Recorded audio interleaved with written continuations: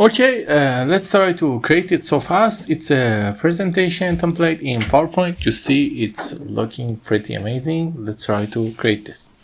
Okay, we have two main ways for creating them. One of them is using Morph and one of them is not using Morph. Let's try to create it. At first, we need a new slide. In our new slide, it's just a simple text. We copy and paste it. But you see this text has some effect.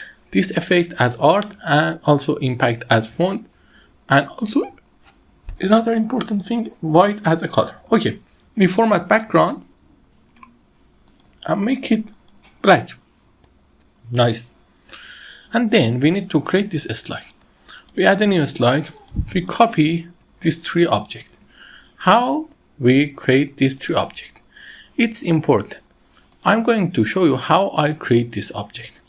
On new slide, we write and create a text box here at the size of here and write art in it and change the font to Overdrive Sunset.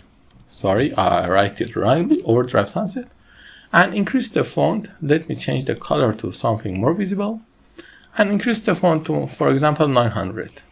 Okay, you see, 900 is not a good font size. The size we choose is 600 and it's really looking good on it. Let's choose it.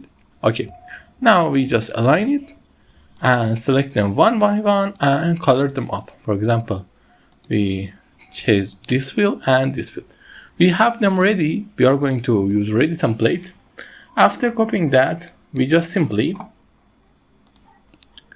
copy and write the text, make it impact and shape format this thing and our text, and then just simply copy the next slide and copy that. They are creating the same, but the important thing is that how the effect is appearing. We have two ways. The first way is using push. It's very smooth and I totally like it.